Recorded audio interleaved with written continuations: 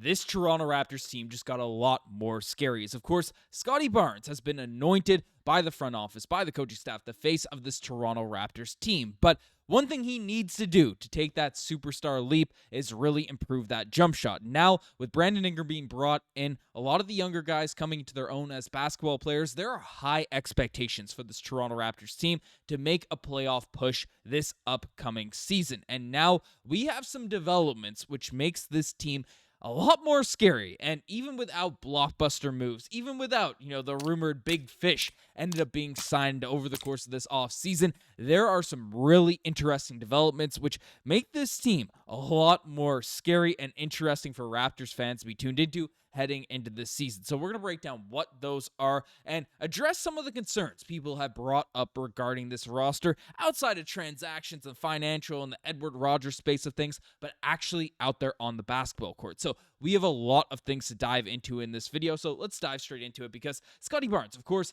is a guy that last season really was solid, right? 19 points per game, close to 8 rebounds per night, close to 6 assists per game, 1 block per game, and 1.4 steals. And just the guy that, yes, he dealt with some injuries. Yes, there were some issues in terms of, staying out there on the court and stuff like that. Scottie Barnes definitely did improve last season, and one area the box score doesn't show, elite growth out there from Scottie is definitely on the defensive end. He really became a menace on the defensive end of the court for this Raptors squad, but as I mentioned in the intro, the shooting is still the major concern with Scottie. Shot 27% out there from the three-point line, and he did shoot 51% out there on corner threes, which is solid. And you can see as well, that number, 73% of his threes are assist upon. So that's still actually a pretty, he's creating some of his three-point shots. Do not get me wrong. That is not a crazy high number. We see some guys in the NBA that are purely spot-up shooters, and those numbers are in the 90s, right? So Scottie Barnes is taking some above the break,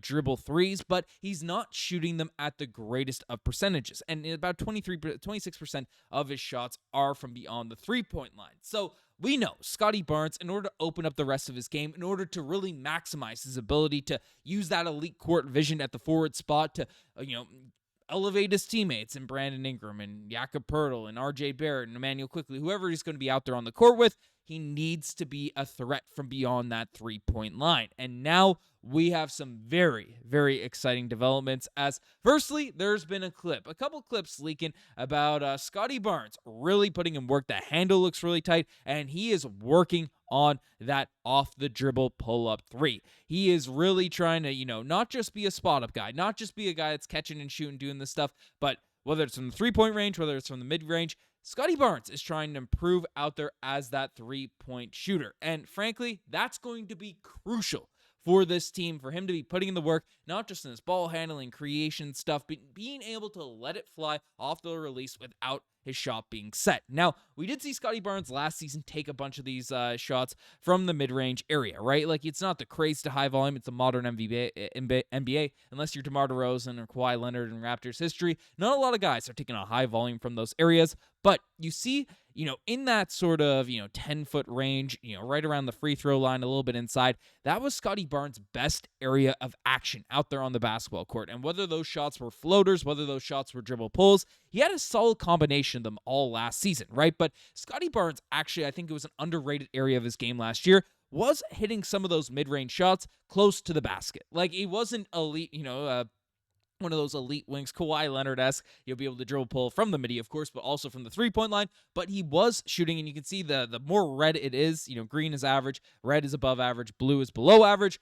Those areas right around I'm pointing into my computer like you guys can see my finger there. But basically, you could see that he was very effective in those spots on the court, whether they're dribble pulls or not. But one area where those types of shots where we've seen his, his form is capable of knocking down those shots, but they weren't hitting at a high volume from around the three-point line. As you can see, it's a lot of blue. So that indicates that he is not a high-efficient shooter from outside the three-point line. So now, not only are we seeing Scottie Barnes, put in work out there on his three-point shot, as, a guy that definitely, I got more clips here to pull up, but taking a lot of practice shots or above the breaks from the corners, a lot of these different areas, trying to improve his three-point range. But this is something we already have a direct sample of Scottie Barnes being as an effective mid-range shooter from that, 8 to 10 foot range. If he expands that, it doesn't even have to be from the 3-point line, but if he can expand that, specifically to one of these areas out there on the court where he's taking these longer middies the same way Kawhi did in these postseason runs with Scottie's elite size, frame, and passing ability. Even if the 3-point shot, again, it's optimistic. He's taking those dribble pull threes, in these workouts. If he could just knock him down from a little bit of an extended range out there in that mid-range area, then that is going to be very, very unlock his game. It's going to unlock his game in terms of what he's able to create. You don't have to just be a 3-point shooter to space the floor, and that's going to be huge for this team, especially with new guys coming into the mix, because another area to look at in terms of the amount that Scottie Barnes is shooting, right, in terms of his 3-point attempts per distance, right, none of it comes from that 16 to 3-point range. Basically, it's not a high number. You can see those percentages there. It's mostly from around the basket, in those 2-point ranges to from the 3-point line. You're not getting a lot of those areas. So if he's improving that area, he takes a higher volume of those. It's going to increase the impact. Now, I've seen a lot of people bring up how this team is looking new, and we have a guy out there in Brandon Ingram who shoots from the same types of areas. Well, if we look at the shot charts of Brandon Ingram, we'll talk about RJ Barrett here as well, but Scottie Barnes, right? A high volume out there around the basket. Now, it says he's below average because he's a wing. This is, in contention with centers of the world that literally only shoot from those areas, but Scottie Barnes' shot chart is very, very compact and then out there from above the break. If we look at Brandon Ingram, again, it's not a crazy high sample size, but he's he's shooting from a lot of different areas, and interestingly enough, is a lot more effective out there on the left side. So if he's coming in and playing on his left hand, attacking left, he's able to shoot really, really high percentage out there on that left above the break three. He doesn't really work from the corners a ton, so Scottie Barnes, you see, has a higher volume, especially from that left-hand side corner, and shoots a pretty solid percentage. Brandon Ingram doesn't operate a lot in the corners. This dude is working mostly, out there from above the breaks and just all over the basketball court, right? Like all these different areas in terms of where he's effective and where he could score. So Ingram can really operate all over the basketball court, and then you have RJ Barrett, who doesn't operate at all in the mid-range. He's a very, very strong 3-point shooter, especially from that right corner, right side above the break three. Interesting for a lefty, right? Because Brandon Ingram obviously is a right-handed guy, a lot more effective shooting on the left-hand side of the court. RJ Barrett, complete opposite, right? You see the top left side with his left hand, not super effective in those areas. He'll knock it down from both corners, but really on his right side, then that's very, very solid. So if Scottie Barnes, who's really shooting all over the court, can be effective, he can fit in anywhere from out there outside the 3-point line.